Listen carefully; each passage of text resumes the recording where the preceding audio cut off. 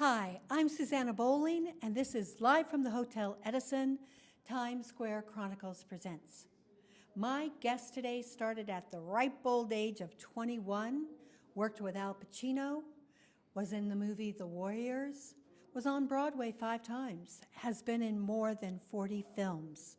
Right now, he's doing a new play with a band singing and acting in Lucky Man, A Warrior's Journey. We're with Thomas G. Waits. 21, huh? What was your first audition? Well, my first audition probably was for Juilliard. Oh, wow. Yeah, and I got accepted to Juilliard when I was 17, and then I got kicked out of there. And no, my first professional job was at Center Stage in Baltimore, where I played Red Ryder in When You Coming Back, Red Ryder. Oh, yeah.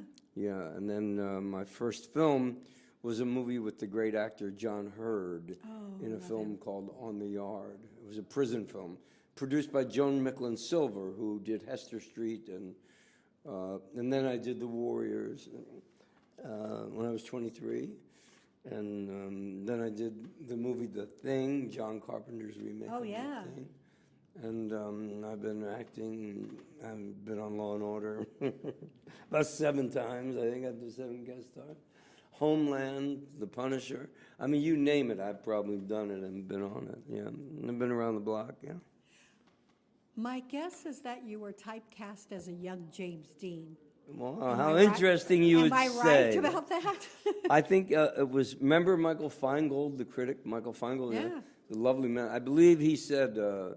Thomas G. Waits is the next James Dean, you know. And, No, you still, even to this day, have some of the qualities, like how he, like Twisted, and how he talks, and actually the cadence of the voice as well. It's interesting because, well, first of all, James Dean was a great actor, you know. I was so sadly taken from us untimely. Absolutely. But like Brando, he was a method actor, and he worked very deeply from the inside, and he sort of intuitively picked up on other people's feelings and tuned into them.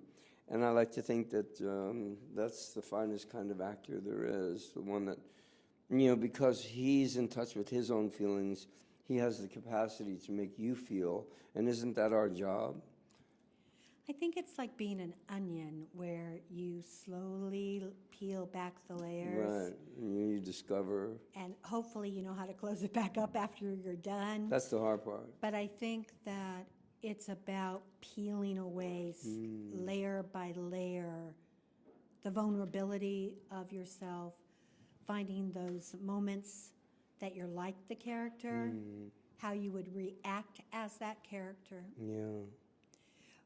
Of all the plays and the movies that you've done, what role affected you the most? I suppose the role that affected me the most was Prince Hal in Henry IV, Part 1. Oh, nice. You know, because it's very interesting. Prince Hal, as you know, becomes Henry V, and it's Shakespeare's only hero. So the interesting part about it is I did it at the Great Lakes Shakespeare Festival in Cleveland when I was a kid. You know, I was 23 when I was. So I did the opening night performance, and the whatever is the Cleveland Plain Dealer, the main paper, said Mr. Waits obviously had an important date after the show, or he wouldn't have rushed through his lines the way he did.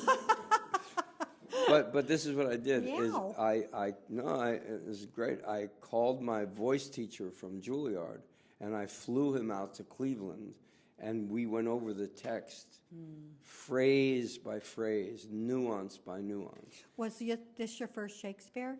No, I'd done Shakespeare in Juilliard, but it was, you know, maybe my first or second professional Shakespeare play. So get this. So I called the critic, you know, a couple months later, because it was summer repertory theater. Summer stock. I said, listen, would you come back and watch it again? You know, you don't have to write anything. Just as a favor to me, would you come back and watch it to see if I've improved? And sure enough, the guy came back and saw it, and we went out and had dinner, and he said, you were amazing. It was wonderful. Did he rewrite the review? He didn't, but I didn't want him to. It was a personal thing. It was. No, if I had been a critic and You would have rewritten it? I would have rewritten it, yeah. Well, being a critic, I guess, has got to be a tough job, you know, telling people. No, it's kind of like playing Hollywood Squares. Right. You're putting everybody in their box and making Right, sure. right, And when the lines from the boxes disappear, right. you know you've got a good show. But that was probably the most. Well, the language in the play, and well, all of Shakespeare is so beautiful. And to have been trained in that language and still be able to, you know, all these years later, use it to consolidate or create or to make a point in a discussion or a debate with someone, you know, I think that gives me a tremendous advantage as both an actor and a human being. To me, Shakespeare is like a song. You have to find the rhythm Yep. of it. And then once you find the rhythm of it, all the emotion, all of the cadence, everything that is that part comes That's into play. absolutely true. With Shakespeare, you really don't even need to act. All you need to do is say the words correctly. He'll do all the acting for you. If you know where to breathe And how to say the word. and what words, right, how to pronounce the words correctly and how to elucidate the meaning, then he does all the acting for you. You just kind of have to show up and be present. Of all the roles, of all the shows that you auditioned for, what was the show that either you turned down or you didn't get that you wished you had? Well, the one that comes to mind is there was a movie called Heaven's Gate. Oh, yeah. Yeah, and I got offered a role in that, and I had been offered 4 months of work. It turned into 8 months of work and almost bankrupted United Artists Studios. And I turned that job down to stay on Broadway doing Richard III with Al Pacino. And I That was lost. a great production. Yeah, and I lost all that money, and Mickey Rourke got the part. And that's when I sort of wished, you know, I got the residuals. But Theater that would have been fun to work with Michael Cimino, I think. Theater or film? Where does your heart lie? Well, you see, it's really no different to me, Susanna. I mean, film is theater, and theater is film. It's out of context, though. Well, the only difference really is in theater, the audience is a larger size, and in film, the audience is that red light.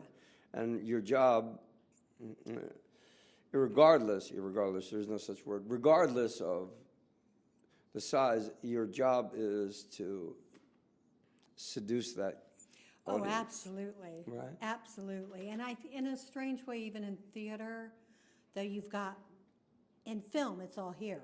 But in theater, it's your entire body. Yeah. Well, I So- think I mean, you were talking about James Dean. I mean, what made him so great was how he used his body in Right, film. exactly. So I think it does translate.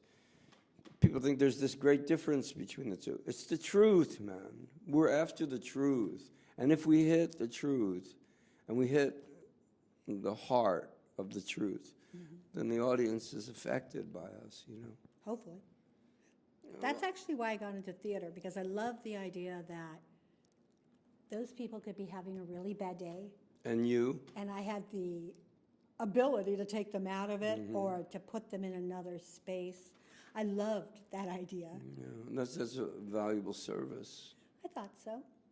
Well, it is. I mean, today, especially with what's going on in this world, and don't get me absolutely. started, but you know, we need a diversion from the horror of what's happening. We need to, at least for a few minutes, forget about it. And that's why you need to come see my play, Lucky Man, A Warrior's Journey, that opens at the Gene Frankel Theater on June 5th.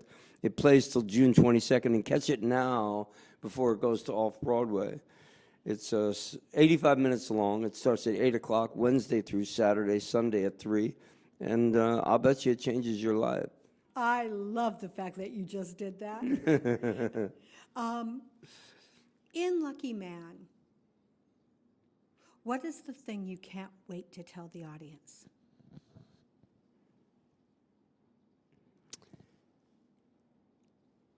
How deeply fortunate I am to have been able to live a life in theater and film and meet all these amazing, Al Pacino, Kurt Russell, John Carpenter, Deborah Harry.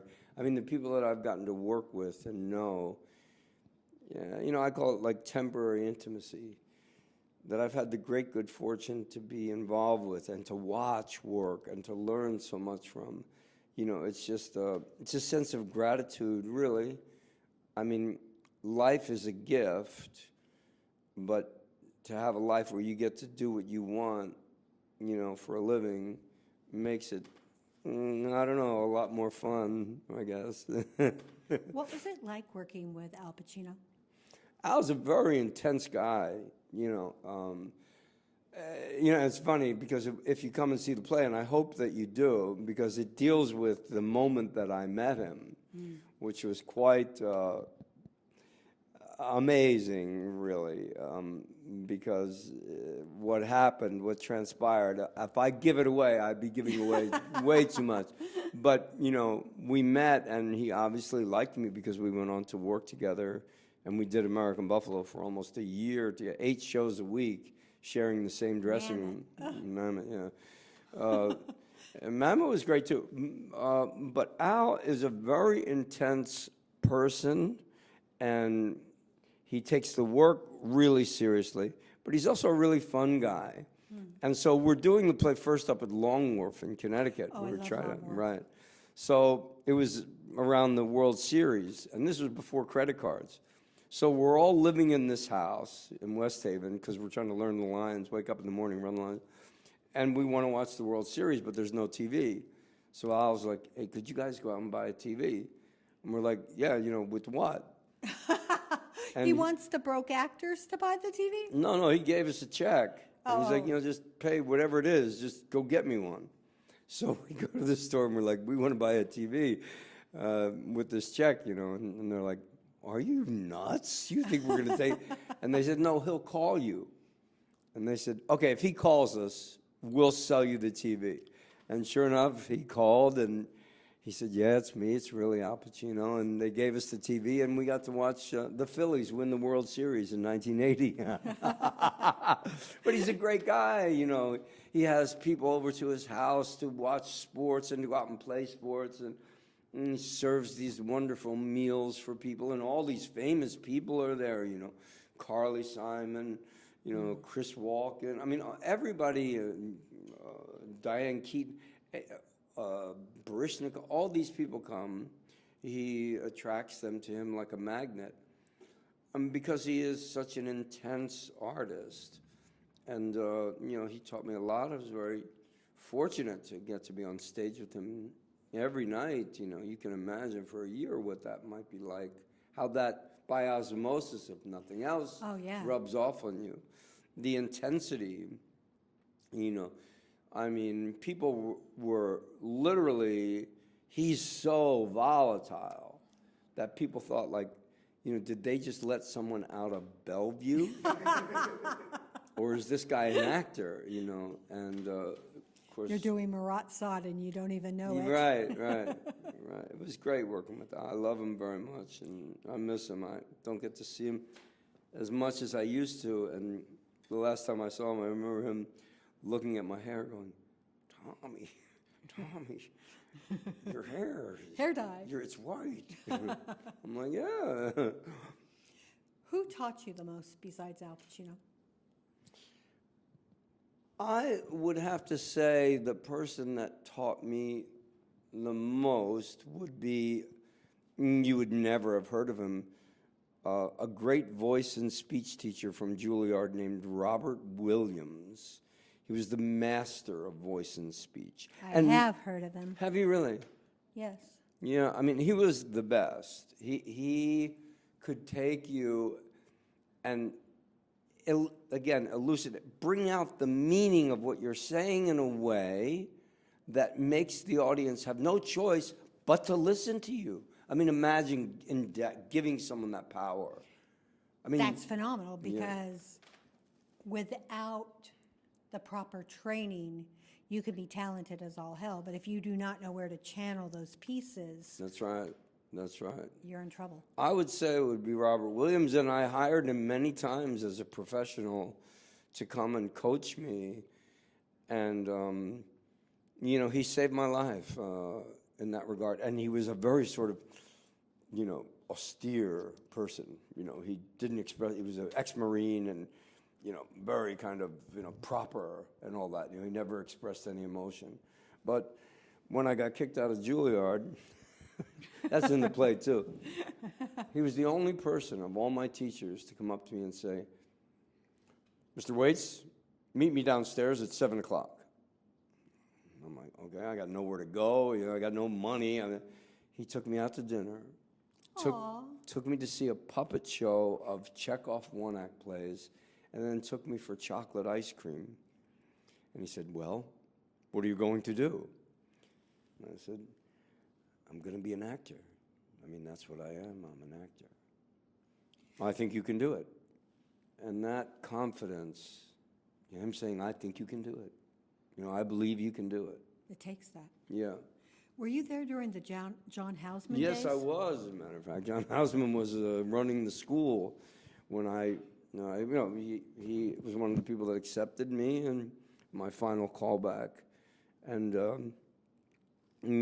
I remember my first, you get brought into the office every quarter to be evaluated. As your heart goes out of your chest. Exactly. And I was there the day they kicked Kelsey Grammer out because I was next. Anyway, Kelsey's in the office with John Houseman and I'm next, and I think my head's on the chopping block, and Kelsey comes out, and he comes running down the stairs. I'm like, Kelsey, what happened? They're kicking me out, Tommy. I go, why? They don't think I have enough talent.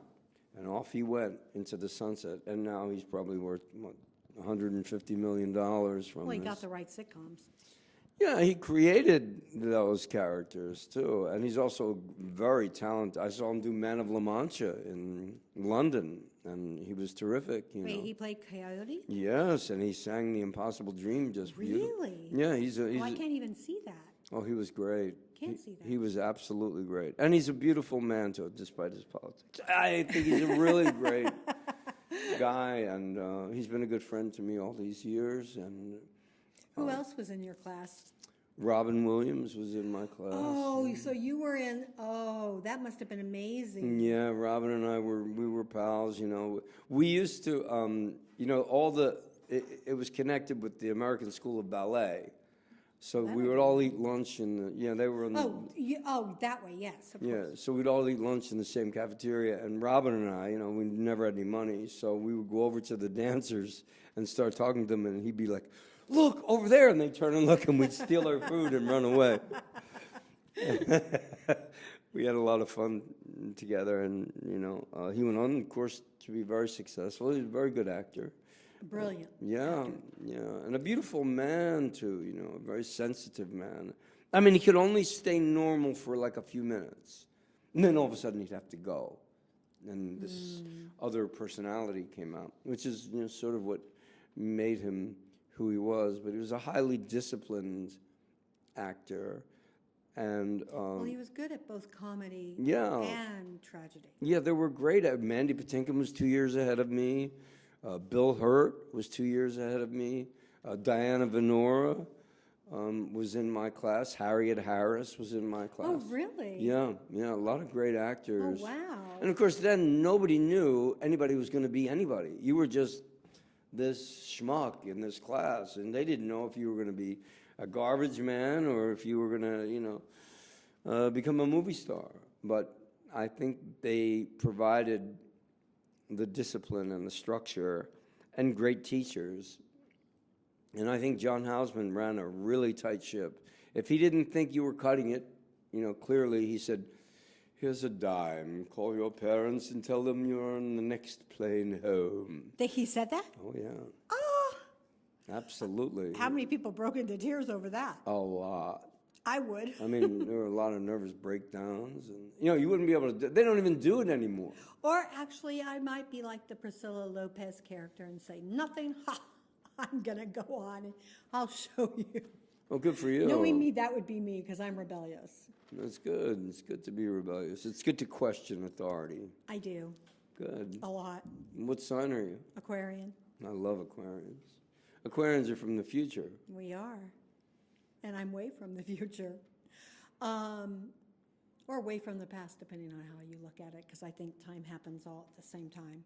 I would agree with that. There is no time. No. What roles would you like to take on now?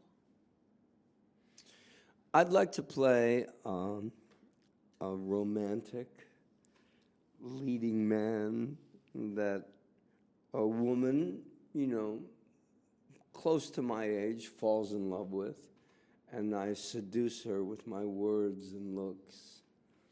And You're so James Dean. and give her a life beyond her wildest dreams. Aww. Yes, I'm a big romantic. So. And I love women.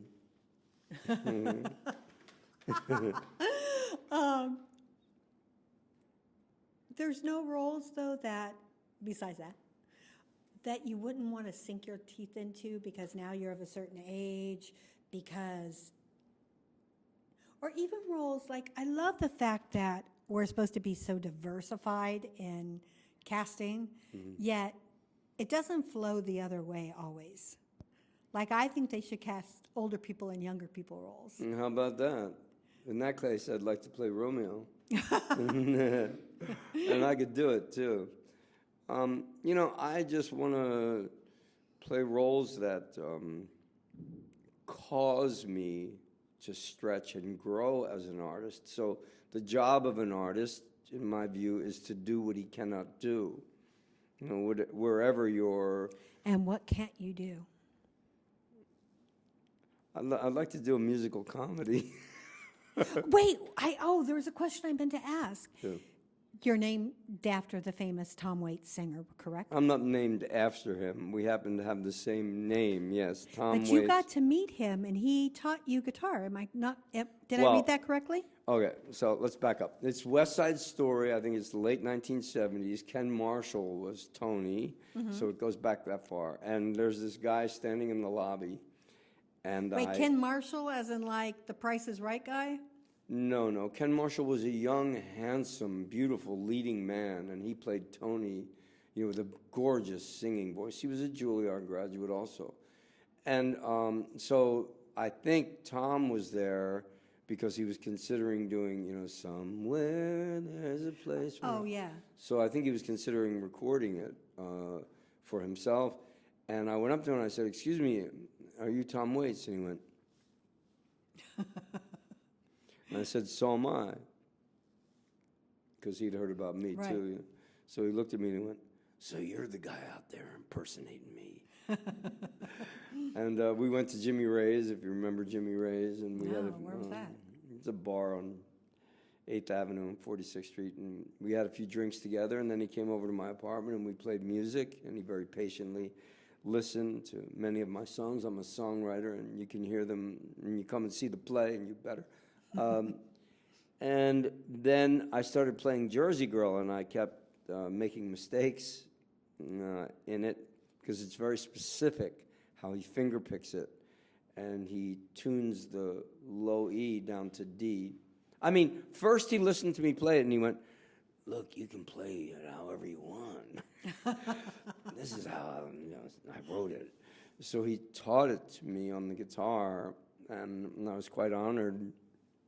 And, I said, and then we met again, for drinks another time. And I said, "Tom, what are we going to do? We're both in the same business." And he said, "Well, it's not like my name is Bruce Springsteen." He's brilliantly funny, man. Very smart.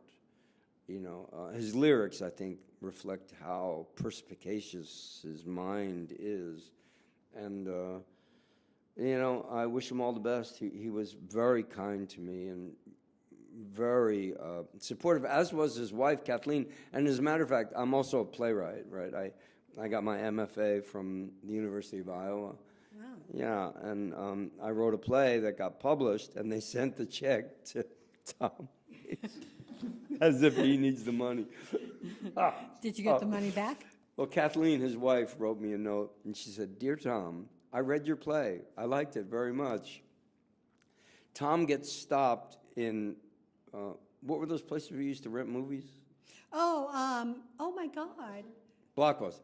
Tom gets stopped in Blockbuster all the time, and people say to him, "Hey, you were great in NYPD Blue." And she's never been in NYPD. "You were great in NYPD Blue." And rather than refute, he just stands there and shakes his It's very great. It's very funny. Wait, has that ever flipped and you've been recognized for him? No.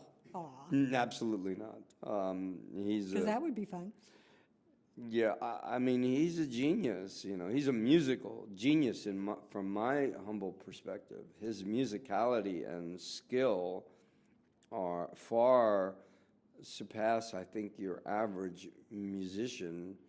If you listen to his songs and break them down carefully, there's a lot going on there. And I've never seen him live, but I can only look. I respond to people the way they treat me. Absolutely. And I can only tell you that he treated me with kindness and respect and love. He was a very gentle, loving man. He even brought his baby, his first baby, Aw. Casey, I think her name is. He brought her over one time, and he sat there holding her, and I said, "Can I hold your baby?" And as soon as I took the baby started screaming its head off. So Tom took her Back to the child. Back to the parents. back to daddy. But yeah, he and his wife Kathleen have been very, very kind to me and very nice to me. And in fact, most people in the business have been good to me and given me a lot of opportunities. And really, I have been my own worst enemy, which is much of what my play is about. Aren't we all? We can be, unless we self-correct. Absolutely. And, if you come and see my play, Lucky Man, A Warrior's Journey, it starts with me getting fired from the famous film The Warriors, and why Wait, you got fired from the Oh, Warriors? yeah, absolutely. I signed a 3-picture deal with Paramount when I was 23. Wow. Yeah, and my first movie, I got fired by the director, and I recreate the circumstances that I created to get fired, which I deserved to be. And I take you through this journey of my life, my battles with addiction, the loss of everything that I cherished, and then the redemption, and the opportunity that life gives you if you do self-correct. Did you see the musical Swept Away? No, I don't You believe. should have seen it. Oh, really? Yeah, that's what that's what it's about. And it's about redemption, even when what you do is cannibalize. Wow. But it is what it's about. And it was a really good musical because of that. Well, Plato taught Socrates, and Socrates taught Alexander the Great. And what did he teach him? That life is about forgiveness. Absolutely. What is the one thing I haven't asked you that you would like our readership and audience to know about? That never give up. Never, ever, no matter how bad things may seem or how tough your life may get, there is always hope. Life without hope, there is no life. Look for the light. And it's there, you just got to look for it. And the only way to look for it is by being tenacious. That's what I feel I have a lot of perseverance, which is why I'm still around and I'm still able to do what I do. Is I just don't give up. No matter how many times I get kicked down the stairs, I keep getting back up and climbing back up to the stairs and going. That's Okay, bravery. Yeah, I'd say to a certain extent it's It is. courageous, which I'd say my parents gave me that quality because I saw my dad come home from the Second World War, fighting in the Pacific, and they were real men back in those days. My dad had 7 children to raise. He worked 3 jobs. Wow. And my mom, these were tough Irish Catholic people from poor, rather pecuniary circumstances, But the one thing that they insisted upon is every one of their 7 children graduated with a master's or a doctorate degree, no matter how, and we were poor. And didn't stop any of us, did it, you know? And that they inculcated in us this desire to learn. You know, there's always so much to learn, isn't there? There is. I am so sorry this has to end because we're out of time. Okay, well, thank you for having me. No, thank you for being my guest. I am so grateful to my guest, Thomas G. Waits, for sharing his heart, his story, and parts of his show with us. I'd like to thank Magda Katz for filming us and always making us look and sound good. To Romel Gopez and the Hotel Edison for giving us a place to have these conversations. I'm Susanna Bowling, and this is live from the Hotel Edison, Times Square Chronicles Presents.